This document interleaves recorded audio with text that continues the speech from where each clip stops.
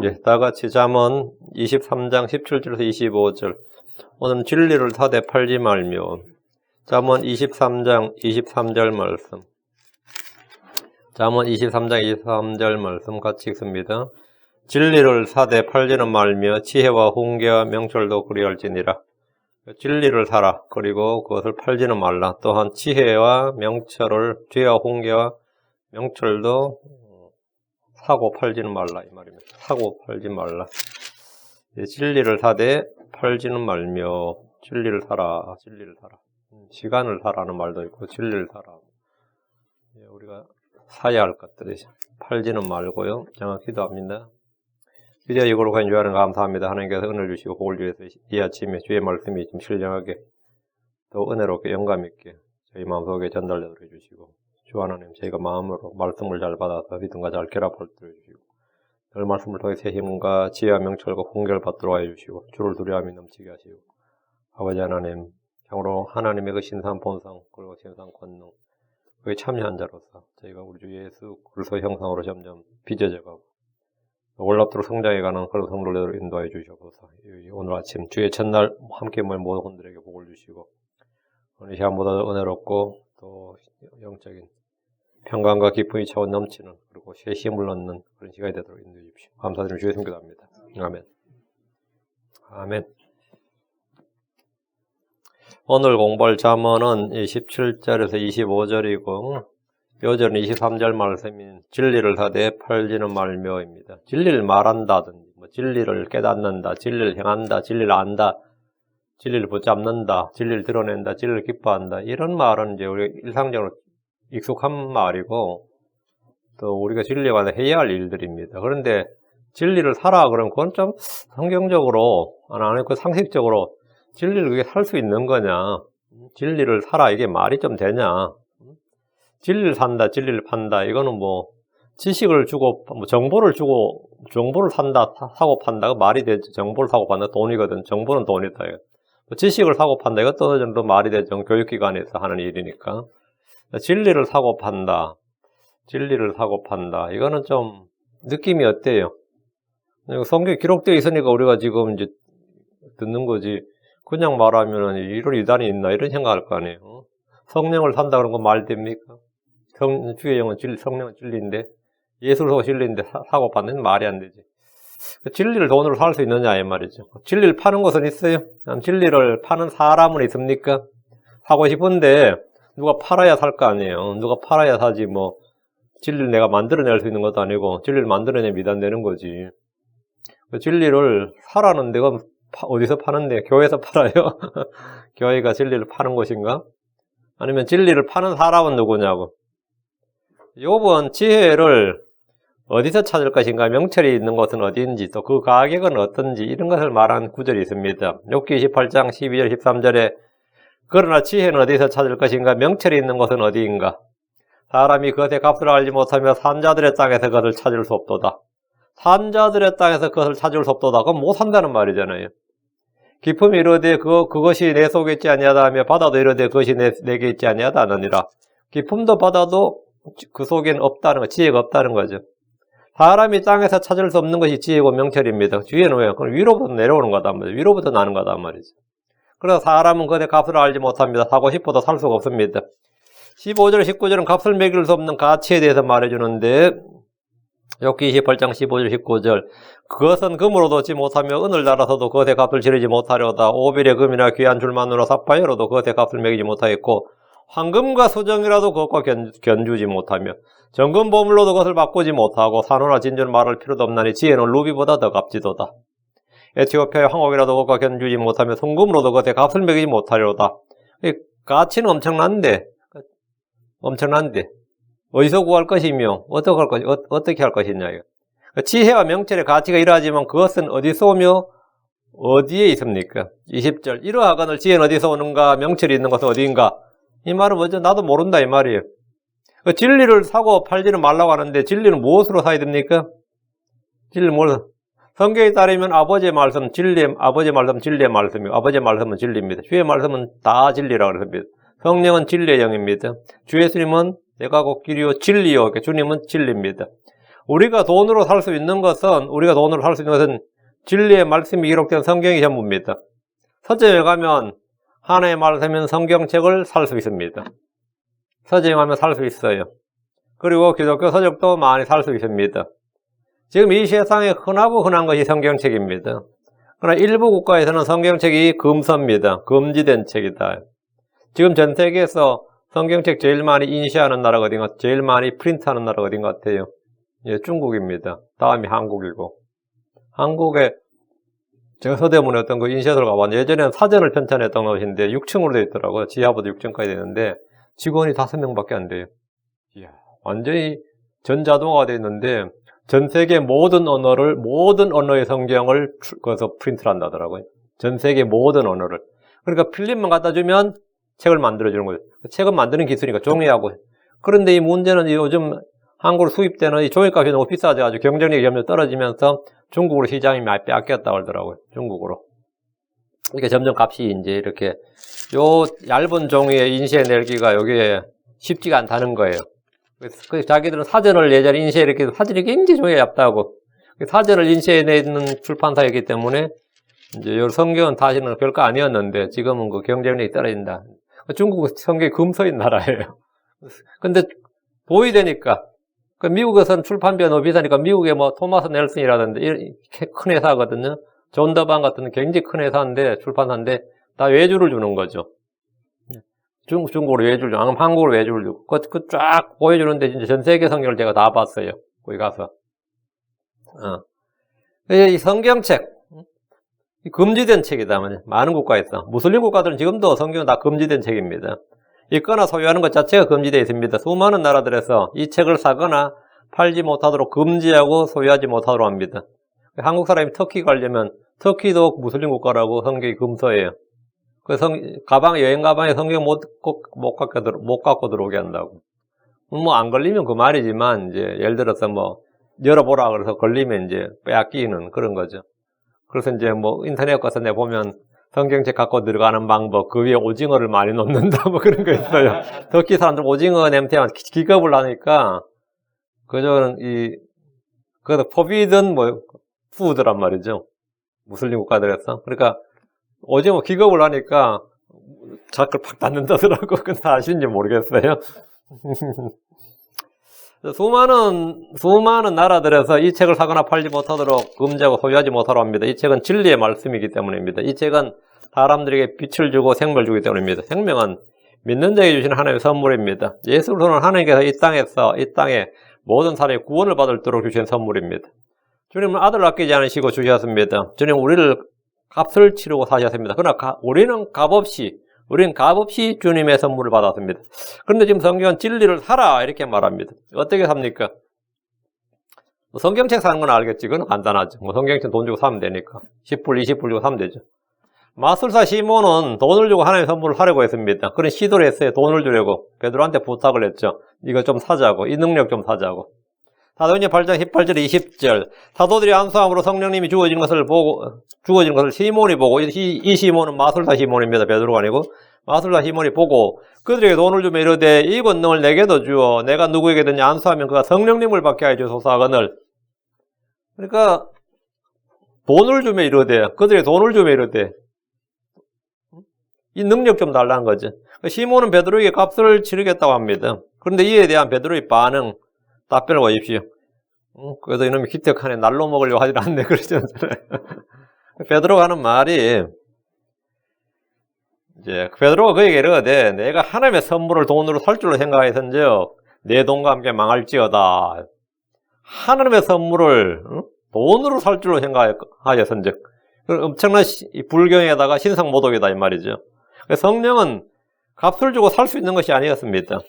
진리를 사라는 것은 돈을 내지 말고 값을 치르지 말고 사야 됩니다. 이사야 55장 1절에 오호 목마른 모든 자들아 너희는 물러나오라. 돈 없는 자도 오라. 너희는 와서 얻어먹되 빌려먹되 주워먹되. 아닙니다. 와서 뭐라고요? 너희는 와서 사먹되. 너희는 와서 사먹되. buy and eat. 너희는 와서 사먹되. 참으로 돈도 내지 말고 값도 치르지 말며 포도주가 젖을 뭐하라? 얻어먹어라? 포도주가 젖을 사라. 3억 와서 3억 대 사라. 참 말이 이게 이상하죠. 3억이라고 했는데 돈도 내지 말고 값도 치르지 말고 포도주가 젖을 뭐하라? 사라. 어폐가 있잖아요. 이게 이제 어폐가 있다 그래요. 어폐라는 말이 뭐냐면 약간 컨트라딕션이 있다고. 이게 돈 내지 말아라. 값도 치르지 말아라. 그러나 뭐라고? 사라. 그러면 내가 뭔 재주로? 이게 대체 뭔 소리냐? 이게 대체 뭔 소리냐? 주님께서 분명히 내놔서 얻어먹어라, 빌려 먹어라, 뭐 갖다 먹어라 그러면 어때요? 그럼 어폐가 없잖아요. 근데 사 먹으라 그랬다. 사 먹으라고. 3억대. 바이. 돈도 내지 말고 값도 치르지 말고 포도주가 젖을 뭐라? 사라. 이게 그럼 사는 거 맞아요? 돈 안 냈는데 돈 사는 게 맞냐고. 계시록 20장 17절 성령과 신부가 말씀하시러 오라 하시는도다. 듣는 자도 오라 할 것이요. 목마른 자도 올 것이요. 또 누구든지 원하는 자는 값없이 생명수를 취하라. 이 생명수를 값없이 생명수를 취하라. 그럼 이거 뭐 하는 거죠? 얻는 거예요? 그 진리는 줍는 게 아닙니다. 진리는 훔치는 것도 아니고 빌리는 것도 아닙니다. 진리를 사라는 것은 샀다 이 말은 뭐죠? 정당한 나의 소유가 되게 하라 이 말입니다. 정당한 나의 소유가 되게 하라. 빌렸다면 그건 소유가 내게 아니에요. 빌렸다면 소유가 내게 아닙니다. 얻어먹어도 뭐가 좀 이상한 거예요. 사라고 했다. 샀다면 그건 나의 소유가 되는 거죠. 값을 치르지 말라는 것은 주께서 값을 치르셨기 때문입니다. 값을 치르지 말고 사라. 그럼 누가 내 대신에 값을 치렀다는 겁니다. 공짜는 아닙니다. 값을 치렀어요. 우리가 진리를 사는 방법은 주께 나와서 그분이 주시는 것을 받는 겁니다. 주 하나님이 값없이 모든 것을 주셨습니다. 값은 주님이 치르셨습니다. 제가 어느 식당에 갔었는데 어떤 분이 같이 식사하자 그래가지고 갔었어요. 벌써 몇 년 전 이야기인데 다른 테이블에서 어떤 분이 어서 인사할떡 하더라고. 목사님 하면서 우리 교회 한 번도 안 나오신 분이에요. 우리 교회 한 번도 안 나온 분이에요. 그런데 뭐 말씀이 좋고 일단 내가 뭔 소린가. 되게 식당에서 그러니까 되게 멍하죠. 그러고 식사 다 끝나고 이제 나가려는데 아까 어떤 분이 식사 계산을 하셨다 그러더라고. 계산을 그냥 가시면 된다 그러더라고. 주인이 계산하셨대. 근데 내 밥 한 숟갈 사준 거예요. 그래가지고 사줬구나. 그럼 감사한 일이지.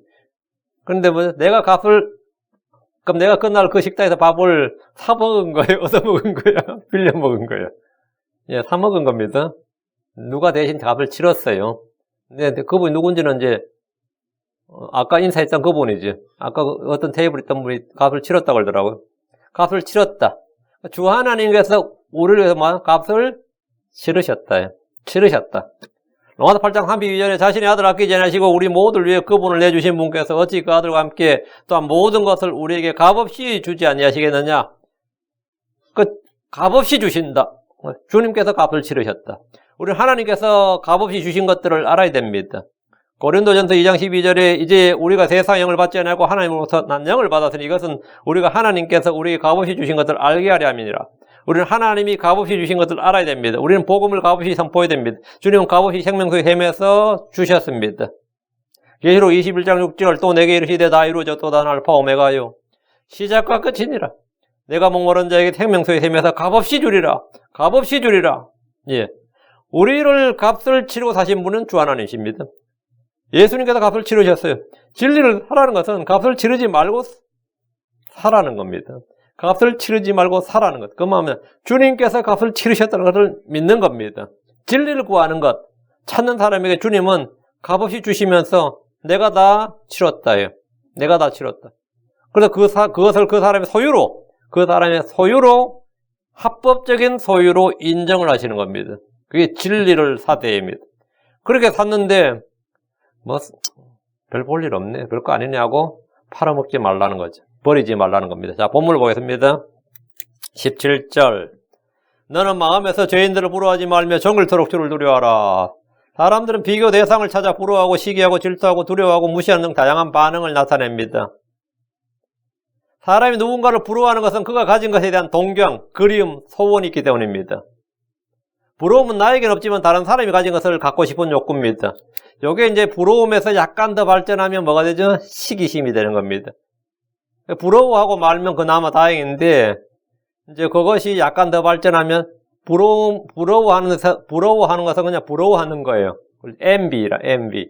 성경 부러워하지 말라는데, 여기서 조금 나가면 그 사람, 내가 갖고 있지 못한 사람이 가진 것을 시기한다, 이래 되면 그 가진 사람이 잘못되길 바라는 것. 또는 그 사람이 가진 것이 파괴되기를, 아니면 그것이 없어지기를 바라는 것. 그것을 갖지 못하게 만들고자 하는 마음이 내 속에서 들면 이제 그게 시기심이 되는 거죠. 시기심이 되는 겁니다. 마음속에 부러워하는 감정이 생기면, 그 다음에 시기심이 생기고, 그 시기심이 나한테로 현재 형성될 때 열등감이 되는 겁니다. 그러려면 그 사람이 미워지게 되는 거지. 이게 전부 다 고구마 넣은 걸처럼 말이죠. 동반되는 열매로 드러납니다. 오늘날 방송이나 미디어에서는 정말 잘난 사람들, 잘 사는 사람들을 방송합니다. 소셜미디어에 페이스북이든 인스타그램이든 요즘 굉장히 많죠.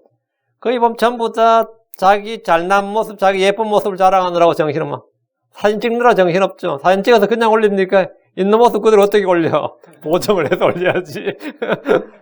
포샵을 해야지. 그 사진 보정 프로그램이 얼마나 잘 발달되어 있는지 모릅니다. 나같이 시커먼 얼굴도 하얗게 만들어줘요. 나같이 시커먼 얼굴도 하얗게 만들어줘. 보정 프로그램이 아주 중요하죠. 그래서 그거 올리라 이거예요. 보정된 거 올리라 이거죠. 그리고 배경도 싹 바꾸고. 그 현실각은 너무 다르고, 나의 있는 모습을 보여주는 게 아니라 이런 모습으로 보여지길 원한다. 이렇게 연출해서 보이는 거죠. 그래서 사람들이 내가 이렇게 잘 산다. 내가 이렇게 예뻐. 이렇게 괜찮아. 그래서 부러워하게 만드는. 그게 지금 이 소셜미디어의 주 역할입니다. 다른 남들도 다 그래 하고. 제가 보면 깜짝 놀란 게 말이죠. 저희 설교 같은 이런 것도 팔로우가 별로 안 돼요. 근데 화장하는 법, 옷 잘 입는 법, 가방 명품 이런 거 하는데도 옆에 보면 팔로우만 몇 K, 내가 어이가 없어요. 뷰가 보면 70만, 80만 이래요. 이거 왜 보고 있는데, 나도 못 사는 백이라도 그 사람 가진 걸 보면서, 내가 못 가지고 있지만 그 사람이, 사는 사람도 다 갖고 있는 거 아닐 겁니다. 정말 많아요. 정말 그런 게 엄청 성행을 하는 것 같아요. 그리고 저마다 자기 예쁜 모습을 자랑 안 하는 거죠. 사람들의 뭘 촉발한다? 부러움을 촉발시키는 겁니다. 그 부러움을 우리가 비교병이라 그래. 부러움, 비교병. 성경 너는 마음에서 죄인들을 부러워하지 말라 그럽니다. 성경 우리가 부러워하지 말아야 할 사람들에 대해서 말해줍니다. 시편 31편 1절에 너는 악을 행하는 자들로 인하여 초조해하지 말며 불법을 행하는 자들을 부러워하지 말라. 불법을 행하는 자의 형통이나 성공을 부러워하지 말라는 겁니다. 잠언 3장 31절 넌 학대하는 자를 부러워하지 말며 그의 길들 중 어떤 것도 택하지 말라. 넌 학대한 자를 부러워하지 말라. 불법을 행하는 자들을 부러워하지 말라. 너는 마음에 죄인들을 부러워하지 말라. 그들이 잡은 권력이나 지위나 돈이나 하여튼 명예나 모두 부러워할 것이 아닙니다. 죄인들을 부러워하지 마십시오. 악한 자들을 보고 부러워하지 마십시오. 잠언 24장 1절에 너는 악한 자들을 부러워하지 말며 그들과 함께 하기를 바라지도 말라. 잠언 24장 19절에 너는 악한 자들로 인해 초조해하지 말며 사악한 자를 부러워하지 말라. 우리는 이들을 부러워해야 되는 것이 아니라 불쌍히 여겨야 됩니다. 그리스도의 마음을 가진 사람들은 남들을 부러워한 것이 아니라 주를 두려워합니다. 사람을 부러워한 것이 아니라 주를 두려워해야 됩니다. 18절 분명히 끝이 있고 너의 기대하는 바가 끊어지지 아니하려다. 그런데 부러워하지 말고 주를 두려워하라며. 분명히 끝이 있고 너의 기대하는 바가 끊어지지 아니하려다. 우리가 부러워하지 않는 이유입니다. 여기서 끝이 있다는 것은 뭐가 있다는 것은 끝이 있다. 육신의 생명의 끝, 날들의 끝이 있다 이 말입니다. 사람은 영원한 존재가 아닙니다. 하늘과 땅도 끝이 있습니다. 세상 모든 일은 끝이 있습니다. 그러나 주의 횟수는 끝이 없습니다. 시편 120편 1절에 주께서는 동일하시고 주의 횟수는 끝이 없으리이다. 주의 긍휼은 끝이 없습니다. 주의 정권과 화평의 번창함은 끝이 없습니다. 사악한 자 화평이나 성공과 형통과 번영은 뭐가 있다? 끝이 있습니다. 그들은 끝이 있어요. 우리말에 꽃이 붉어도 열흘을 넘지 못하고 권력은 10년을 가지 못한다는 말이 있습니다. 정말 그런 것 같아요. 미국은 정권 잡아도 법으로 이제 재임까지, 중임까지 가능하죠. 트럼프가 아무리 오래 하고 싶어도 나이도 있겠지만 8년밖에 못해요. 한 번 더 하면 4년 더 하면 이제 끝이라고. 끝이 있다. 분명히 끝이 있다. 한국은 5년 남입니다. 5년밖에 못하고. 뭐 중국 시진핑 같은 경우는 거의 본래 중국은 10년을 하게 돼 있었습니다. 등소평이가 죽을 때, 물려줬죠. 장쩌민한테 물려줄 때 10년. 그 장쩌민 후진타오한테 물려 10년. 그러니까 10년씩 했어요. 근데 얼마 정권을 어떻게 만들어놨냐면, 전임자가 후임을 임명하지 않고, 전임자가 후임의 다음 후임자를 임명하고 가게 되어 있습니다. 특이하죠. 전임자가 후임을 임명하면 자기 충성하는 사람을 임명할 거 아니에요. 그러니까 그거 말고 전임자는 후임이 아니라 그 다음 때로 임명하고 가고 다음 때는 다음 때로 임명하고 이렇게 하도록 되어 있어요. 근데 그게 이번에 그 시진핑이 되면서 깨진 거예요. 이번에 이 양반이 자기 평생하고 싶어서 그 10년 주기를 깨버린 거예요. 그 법을 바꿔버린 거죠.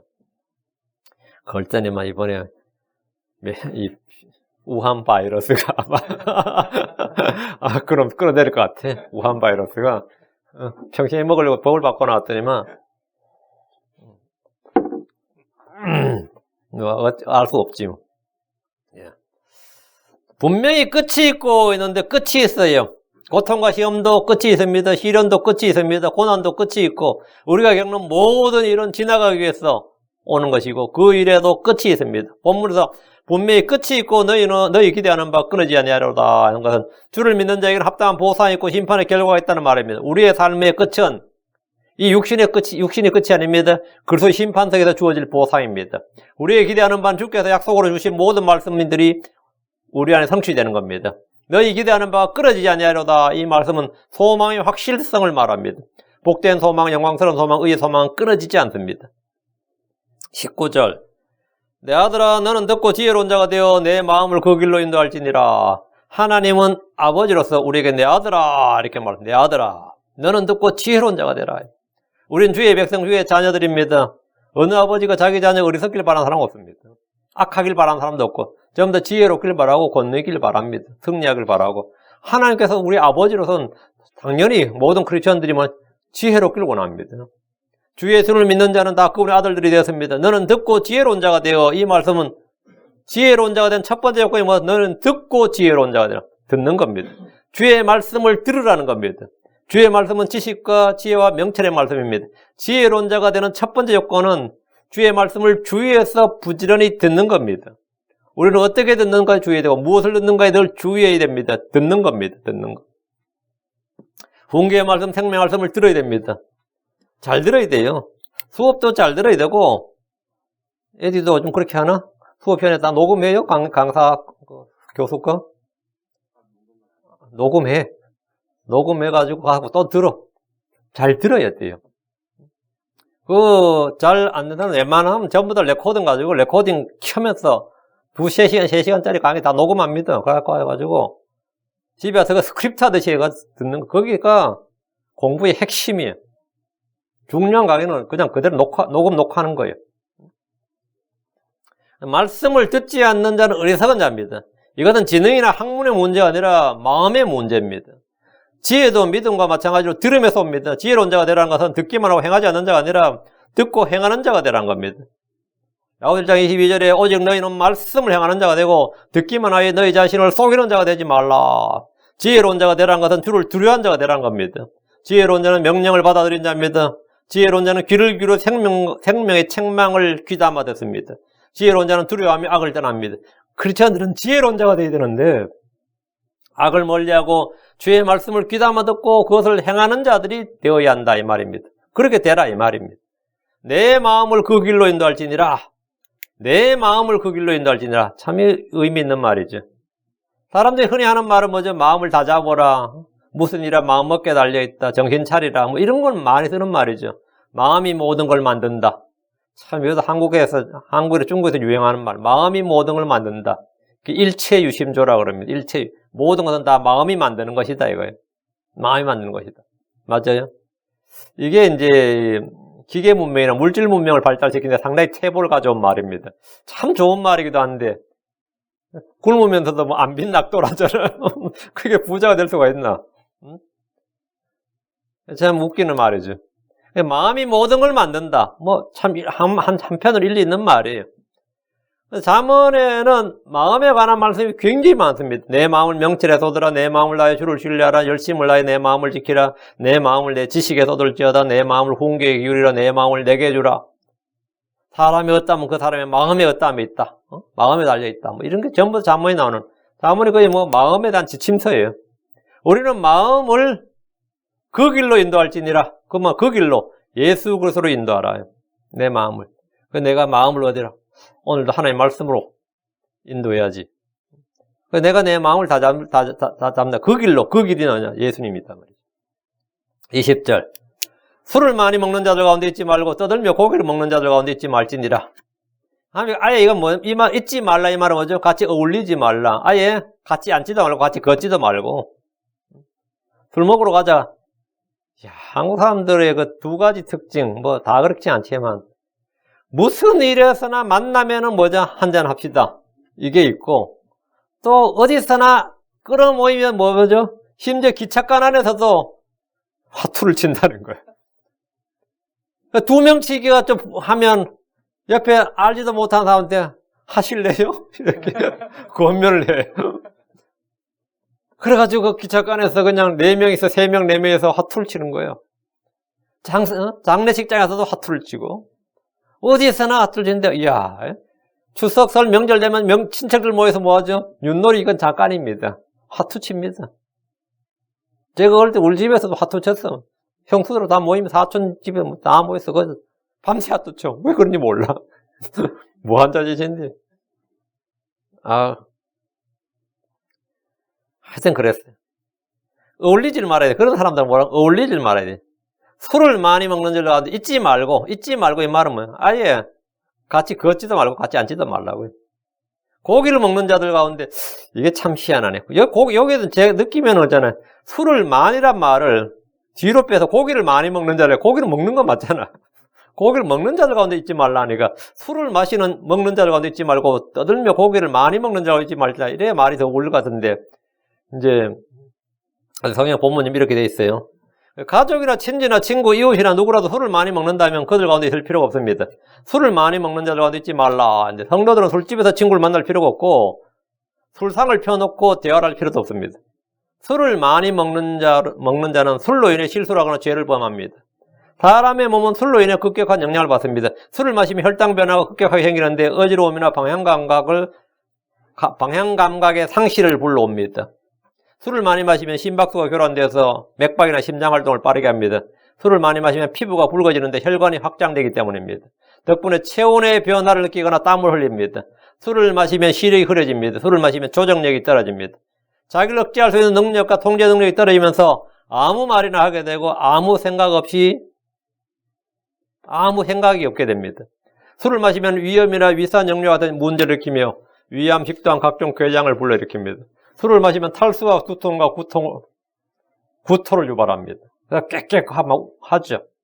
이때 균형 감각이 사라지면서 어지러움의 증상이 나옵니다. 그래가지고 술 마시는 사람들 이야기 들어보면 길을 가는데 마시고 나오는데 그거 팍 쓰러져 있는 거예요. 나중에 물어보면 왜 쓰러져 있었냐 그러면 내가 길을 가는데 길이 벌떡벌떡 일어나서 내 이마를 치더라는 거예요. 길이 벌떡벌떡 일어나서. 그래라 길이 자꾸 벌떡벌떡 일어나서 이마에 치기에 그냥 자기가 그냥 엎드려 버렸다 이거예요. 엎드려 버렸다. 얼마나 이 정신이 없는지 알겠죠. 길이 벌떡벌떡 일어난다는 거예요. 술은 간에 직접적인 영향을 미칩니다. 술을 많이 먹는 자들 가운데 있지 말라는 것은 이들과 함께 앉지도 말고 교제하지 말라는 겁니다. 술은 제사장들의 금지된 음료입니다. 그렇다면 우리는 영적 제사장들로서 술을 입에 대해서는 안 됩니다. 떠들며 고기를 먹는 자들 가운데 있지 말라. 이것은 탐식을 말합니다. 고기를 전혀 먹지 말란 건 아닙니다. 식도락을 즐기는 이들은 먹는 데서 기쁨과 즐거움을 찾습니다. 20절에 대한 해석은 21절에 정확히 나옵니다. 21절 술주정뱅이나 앞에 20절 앞부분이 술주정뱅이 이야기고 뒷부분 고기를 음식을 탐하는 자는 가난하게 되며 잠자기를 좋아하는 자는 누더기를 입으리로다. 20절에서 술을 많이 먹는 자는 술주정뱅이를 말하고 떠들며 고기를 먹는 자는 음식을 탐하는 자입니다. 술주정뱅이는 음식을 탐하는 자는 가난하게 됩니다. 이들은 버는 것보다 낭비가 더 많기 때문입니다.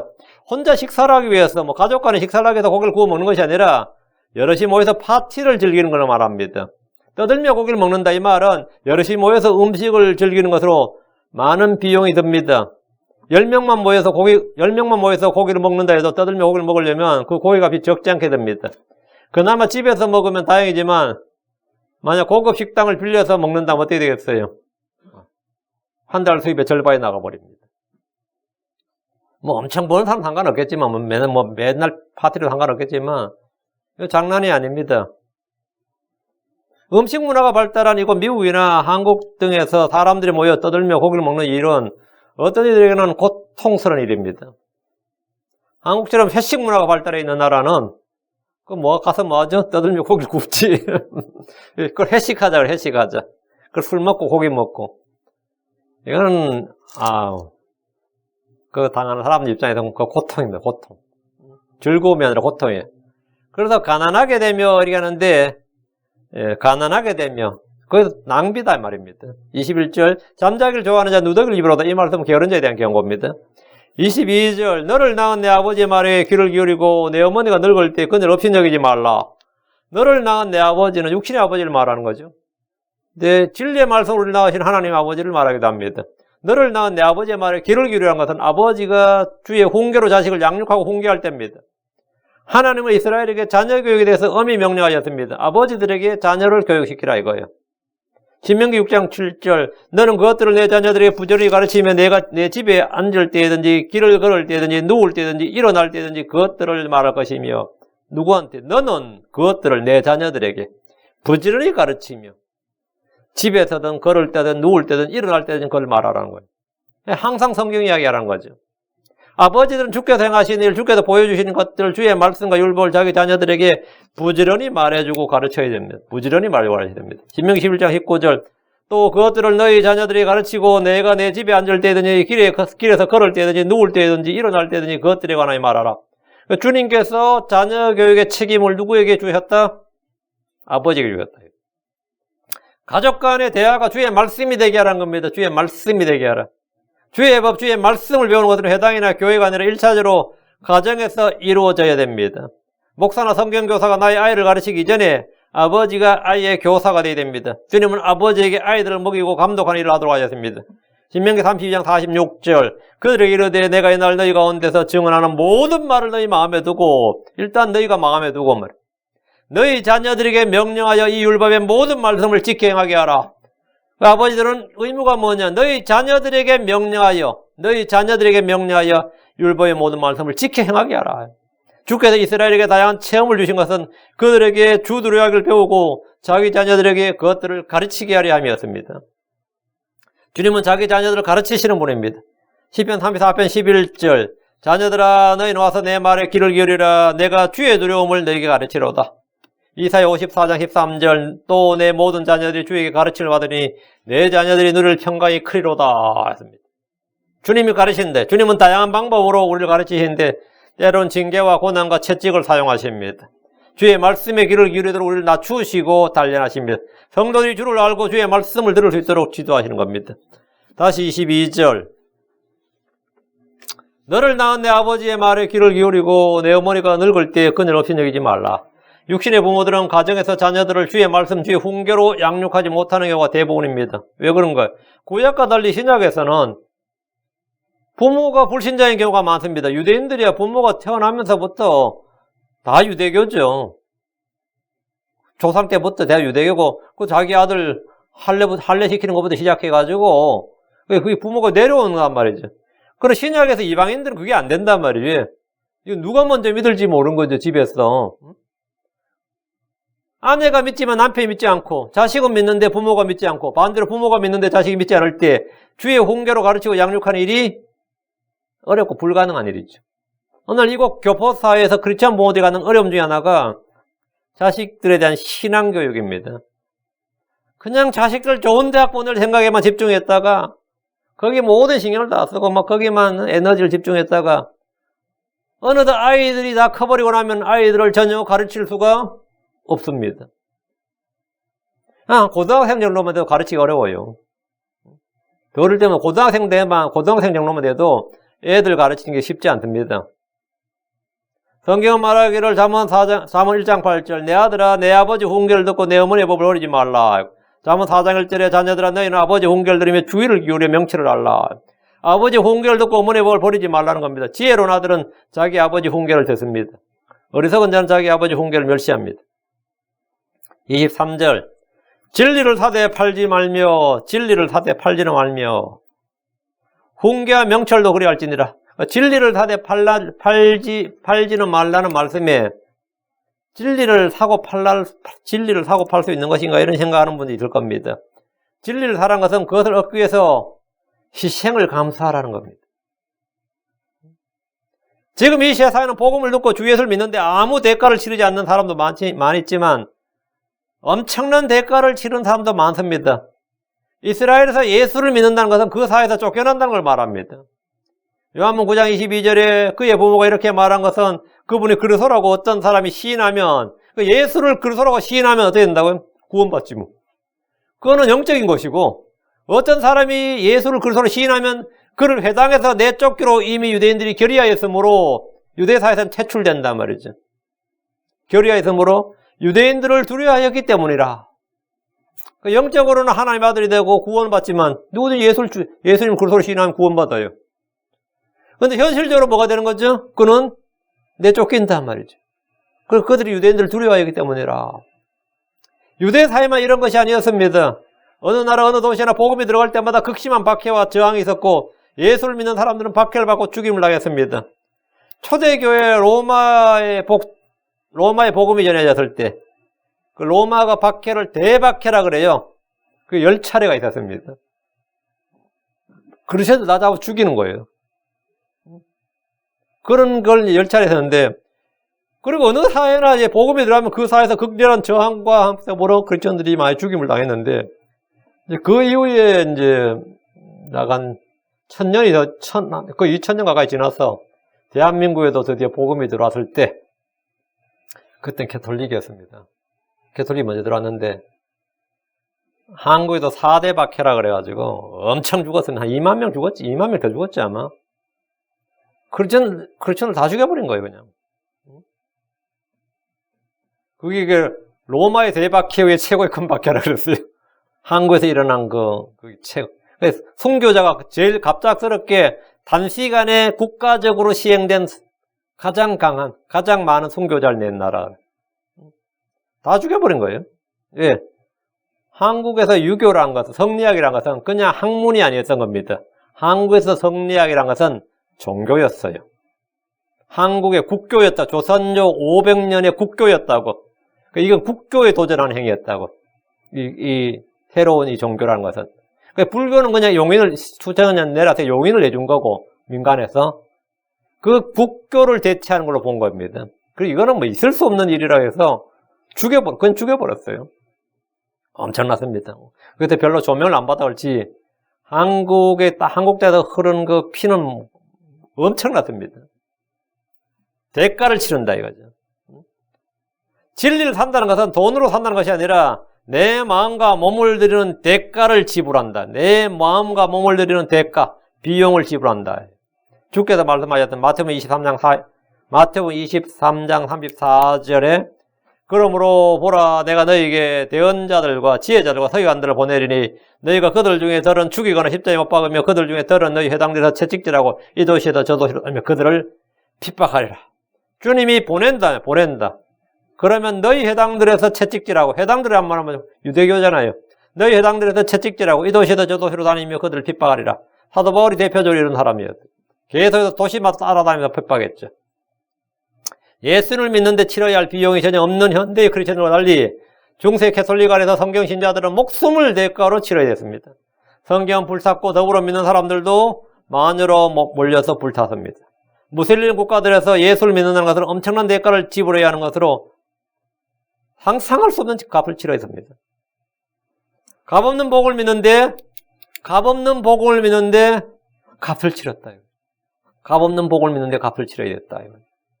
진리를 사되 팔지는 말며, 진리신 예수를 얻는 것은 그분을 믿는 겁니다.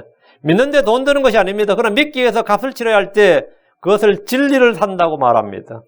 우린 진리의 지식을 배우기 위해서 값을 치러야 됩니다. 성경을 배우는데 시간을 쏟고 열정을 쏟을 때 우린 그것을 걸어 진리를 산다고 합니다. 성경이 말하는 진리를 산다는 것은 주를 알기 위해서, 성경을 알기 위해서, 진리를 행하기 위해서 기꺼이 희생하는 것을 말합니다. 어떤 부자 청년은 주를 따르기 위해서 자신이 가진 모든 걸 팔아서 가난한 자에게 주고 주를 따라야 했습니다. 그런 대가를 치를 수 없어서 주님을 떠났습니다. 우리는 진리를 사기 위해서 돈을 사용합니다. 시간을 사용합니다. 우리는 힘을 사용하고 열정을 쏟아붓습니다. 진리를 탐구하기 위해서 우리는 기꺼이 모든 걸 바치려 한다면 그는 진리를 사는 사람입니다.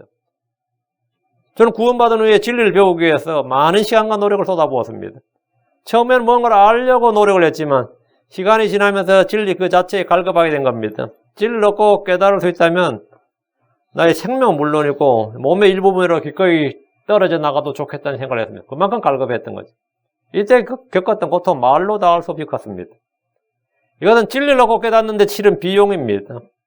어떤 이들은 하나님의 진리를 거짓으로 바꿉니다. 어떤 이들은 진리를 대적합니다. 어떤 이들은 진리를 거슬러 거짓말합니다. 얀네와 얀브레와 같이 진리를 거역하는 이들이 있습니다. 우리는 진리를 기뻐하고 진리를 드러내고 진리를 말하고 진리를 믿고 진리를 압니다. 하나님 모든 사람이 구원을 받고 진리의 지식에 이르기를 원하십니다. 디모데전서 2장 4절에 그분은 모든 사람이 구원을 받고 진리를 아는 데 이르기를 원하시느니라. 진리를 사는 것은 비용이나 대가를 치르고 기꺼이 희생하라는 겁니다. 이 한국교회에서 예수 믿는다 요즘 그렇게 힘든 세상은 아니지만 킹제임스 성경을 갖고 사용하고 쓰는 교회를 오려면 약간의 비용을 치러야 될 겁니다. 약간의 비용을 치러야 될 겁니다. 그러다가 저희 교회에 오려면 조금 더 비용을 치러야 될지 모르겠습니다. 거기 이단인데 하고 전화올지 몰라요. 누가. 어떤 이들은 항상 배우나 결코 진리를 아는데 이르지 못하니라. 이 말씀대로 항상 배우지만 진리의 지식이 이르지 못합니다. 영국의 유명한 목사님 매튜엘리라고 있죠. 매튜엘리는 말하기를 진리는 엄청나게 값비싼 진주와 같아서 이를 사기 위해서는 우리가 가진 모든 걸 기꺼이 내놓아야 되고 믿음과 양심의 파산자가 되느니 차라리 재산과 직업과 출세를 파산시켜야 된다. 믿음과 양심의 파산자가 되느니 차라리 재산과 직업과 출세를 파산시키는 게 낫다. 명언입니다. 적절한 말이에요. 우리는 진리를 사되 팔지 말아야 된다. 이 말입니다. 쾌락이나 명예나 이익을 위해서 진리를 버리지 않도록 하라. 이 말입니다. 죄에게 자신을 파는 사람도 많이 있습니다. 다시 23절. 지혜와 훈계와 명철도 그리할지니라. 지혜와 훈계와 명철도 어떻게 하라고? 사고 팔지 말라. 이 말입니다. 진리를 사고 팔지 말아야 하는 것처럼 지혜와 훈계와 명철도 사고 팔지 말라는 겁니다. 주께서 사라고 하신 것은 값을 치르지 말고 돈도 내지 말고 사라는 겁니다. 샀다는 것은 나의 소유가 되었단 말입니다. 하나님은 빌려주신 것이 아니라 나의 소유로 주셨습니다. 진리와 지혜와 훈계와 명철을 나의 소유, 나의 정당한 권리로 합법적인 것으로 주셨습니다. 우리는 진리와 지혜와 훈계와 명철을 사되 팔지 말아야 됩니다. 팔지 말라는 것은 다른 대가를 얻기 위해서 진리와 지혜와 훈계와 명철을 버리지 말라는 겁니다. 성경은 진리의 말씀입니다. 지혜의 말씀입니다. 훈계의 말씀입니다. 명철의 말씀입니다. 24절입니다. 의로운 자의 아버지는 크게 기뻐할 것이요 지혜로운 자식을 낳은 자는 그로 인하여 기쁨을 얻으리니. 의로운 자의 아버지는 하나님이십니다. 믿는 자는 의로운 자입니다. 믿는 자는 복음으로 예수로의 피로 의롭게 된 자입니다. 하나님은 죄인들을 회개하여 의롭게 되면 크게 기뻐하십니다. 이 구절을 영적으로 적용하지 않고 육신의 아버지 아들로 적용해도 아들이 의로우면 아버지는 크게 기뻐합니다. 범죄자나 불법자나 사악한 자를 아들로 둔 아버지는 혼이 괴롭습니다. 평생이 걱정이고 근심입니다. 다음 계속해서 지혜로운 자식을 낳은 자는 그로 인하여 기쁨을 얻으리라. 지혜로운 자식을 낳은 자는 다윗은 지혜로운 아들 솔로몬을 얻었습니다. 기쁨을 얻은 거죠. 사가랴는 지혜로운 자식 요한을 낳았습니다. 기쁨을 얻은 겁니다. 지혜로운 아들은 아버지를 즐겁게 하지만 어리석은 아들은 자기 어머니의 근심거리입니다. 잠언 10장 1절. 솔로몬의 잠언이라 지혜로운 아들은 아버지를 즐겁게 하거니와 어리석은 아들은 자기 어머니의 근심거리니라. 지혜로운 아들은 아버지를 즐겁게 한다. 잠언 15장 20절. 지혜로운 아들은 아버지를 즐겁게 하나 어리석은 자는 자기 어머니를 멸시하느니라. 지혜로운 아들은 아버지를 즐겁게 하거니와. 지혜로운 자식인지 어리석은 자식인지 아는 것은 어렵지 않습니다. 지혜로운 아들은 아버지 훈계를 듣습니다. 제일 마음에 드는 아들은 뭐냐? 말 잘 듣는 아들이죠. 여름에 거두는 자는 지혜로운 아들입니다. 누구든지 법을 지키는 자는 지혜로운 아들입니다. 잠언 28장 7절 누구든지 법을 지키는 자는 지혜로운 아들이거니와 방탕한 자들의 벗이 되는 자는 자기 아버지를 부끄럽게 하느니라. 지혜로운 자식을 낳은 자는 그로 인해 기쁨을 얻습니다. 지혜로운 자식. 25절 내 아버지 어머니가 즐거워하며 너를 낳은 여인이 기뻐하리로다. 내 아버지 어머니가 즐거워한다는 것은 그 자녀가 지혜로운 아들이기 때문입니다. 지혜로운 아들을 낳으면 아버지 어머니가 즐거워하죠. 너를 낳은 여인이 기뻐하리로다. 이때는 뭐죠? 이런 아들 딱 하나 얻었거든요. 이런 아들 하나 딱 낳아놓으면 엄마는요, 남편 필요 없다 그래요. 예. 아들로 해서 기쁨을 얻기 때문에, 아무 적이 없어요. 부모를 공경하고 부모에게 순종하는 자녀들이라면 아버지, 어머니는 자녀들로 인해 즐거워합니다. 너를 낳은 여인이 기뻐하리로다 했는데 자녀들은 부모의 영광이며 기쁨입니다. 자녀들은 주의 선물이며 유산입니다. 범죄자를 낳은 여인들은 늘 가슴이 아프고 슬픔과 후회가 가득합니다. 나의 아버지 어머니가 즐거워하며 기쁜 아이가 되려면 지혜로워야 됩니다. 내가 지혜로워야 됩니다. 지혜로워야 된다는 건 뭐냐? 아버지 훈계, 아버지의 말에 귀를 기울이는 아이. 그래서 하면 의를 행하는 아이. 주를 두려워하는 사람. 주의 말씀을 듣기만 하고 자기를 속이는 게 아니라 듣고 그 위에 자신을 세우는 자. 그 말씀을 듣고 행하는 자. 그게 지혜로운 자. 혼을 얻는 자. 성경이 말하는 지혜로운 자입니다. 지혜롭다는 것은 뭐냐? 주를 두려워할 줄 안다는 겁니다. 그게 시작입니다. 주를 두려워할 줄 안다는 것. 그 주의 말씀에 귀를 기울이고 주의 명령을 지키는 자, 주의 말씀을 행하는 사람이어야 지혜로운 자입니다. 이런 사람은 최고예요. 이건 정말 지혜로운 아들인데 혼들 얻는 자가 지혜로운 자고. 자, 그렇다면 우리는 하나님께서 기뻐하시는, 하나님이 기뻐하시는 아이, 하나님께서 기뻐하시는 아들이 되어야 되는 거죠. 아버지가 기뻐하시는 아들. 내 아버지가 즐거워하며, 이렇게 아버지가 즐거워하는, 내가 너를 기뻐하노라 하는 그런 아들이 되기 위해서는 뭐 해야 되냐? 아버지의 말씀에 귀를 기울여야 된다. 아버지의 말을 듣고 행하는 자가 됩니다. 다른 거 하나도 없습니다. 그것만 잘해도 얼마나 기특하고 귀엽고 훌륭한지 몰라요. 다른 거 못해도, 돈 좀 못 벌고 공부 좀 못하고 뭐 좀 못해도 사실 그거는 인생의 삶 큰 거 아닙니다. 처음엔 그게 굉장히 중요한 것 같아도 사람 그거 아무것도 아닙니다. 정말 좋은 거는 계속해서 부자 간에 아니면 가족 간에 사랑과 의가 있는 거죠. 그런 것이 훨씬 더 100배, 1000배 더 귀한 겁니다. 그런 것이 훨씬 더 귀한 거예요. 제가 예전에 어떤 목사님 댁에 갔는데 그 목사님 댁은 부부만 다 하니까 집이 굉장히 넓어요. 그래서 방을 다 쪼개가지고 다 세를 줘. 근데 그 목사님께서 그러시더라고요. 새벽 기도도 나오게 하라고 이제 그 조건으로 방을 100불에도 주고요. 한 달에. 그럼 완전 공짜나 다름없죠. 대부분 500불은 받아요. 500. 근데 100불에 주는 거예요. 100불에. 100불, 200불에. 근데 그렇게 지금까지 해봤더니만 선을 행하는 거라고 했는데, 야, 100불 내는 사람들은 100불 인생을 살더라는 거예요. 100불짜리 인생을 그런 사람이 오고, 그런 사람, 수십 년을 해봤는데, 저한테 그 얘기 하더라고요. 100불짜리 방을 얻는 사람이 꼭 100불짜리 인생을 살아.